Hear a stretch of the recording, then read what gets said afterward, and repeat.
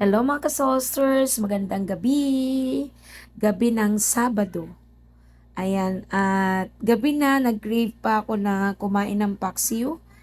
Kasi ang ulam namin ay nilagang kaning bakang may repolyo. Parang feeling ko pagka kumakain ako ng repolyo ay umaatake ang aking thyroid problem. So ngayon ay nag-crave ako ng paksiw na tilapia or kahit anong isda na basta hindi madugo at bawal sa aking diabetes yun. So ayan, naglambing ulit ako sa tatay nyo at eto naman si tatay ay rescue to the rescue ever. At sinabi ko lang, ayan na naka-ready na agad ang sasakyan at kami ay paalis na po papunta ng palengke para bumili ng tilapia kasi wala kaming isda sa fridge. Karning baka lang at saka chicken ang nasa fridge. So, ayan, andito na agad kami sa palengke mga ka-Soulsters at bumili na nga ako ng tilapia. 3 piraso na malalaki, 192 pesos. Nakatipid tayo ng 2 pesos, 190 na lang ang aking binayaran. Tsaka ayan, binabalot na yung tawilis, binili ko yung 100 pesos na lahat.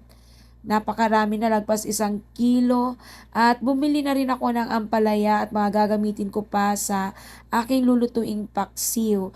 Yang pakbit set, bumili ako kasi kukunin ko dyan ang ampalaya at saka yung talong at ihahalo ko pa rin sa aking paksiw. Gusto ko sa paksiw, ewan ko ba, katulad nyo rin ba ako na ang paksiw ay gusto maraming gulay, ampalaya at saka talong ang aking nilalagay. Minsan nilalagyan ko rin ng okra. At eto na si Mikmik, pakit na ng sasakyan. Pati ako at si tate ay nag-aantay na dyan. At eto na, bumabiyahe na kami pa uwi, madilim na sa daan. At yan, pangarap kong pumunta dyan sa park na yan. Pero kapag ka may sobrang oras na malapit na din naman ang Christmas vacation, makakapaglakad-lakad na kami pagka maayos ang aking pakiramdam. So, ayan.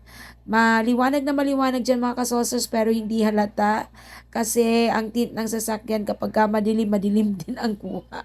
So, ayan po at si tatay ay medyo nagmamadali na gawa ng magluluto pa kami ng aking kinikrave na paksiw. So, ayan na, piniprito ko na for mikmik at eto naman yung pangpaksiw. So, ayan, inilagay ko na yung ampalaya, ayan, at paluto na din to. At inilagay ko na din dito yung iba pang gulay. Luto na yung ating pritong tilapia. At eto naman yung ating paksiw. Ayan, nilagyan ko na ng siling labuyo.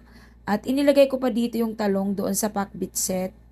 So, eto na yung pangalawang salang ng ating tawilis. Nagprito rin kami ng tawilis. Ayan na, yung talong inilagay ko na din. At ito ay nakahain na sa mesa.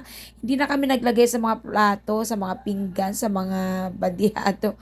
Ayan na, yung kawali, yung kaldero, inilagay na namin dyan. At saka, syempre gumawa ako ng pangparis ko sa paksiw, ang aking pipino na may konting suka. At eto na, kainan time na. So, ayan. Wala nang kamay, nagkakamay ako dyan. At yan, kainan na po kami mga ka-Soulsters. Happy eating sa amin and happy eating sa inyong lahat.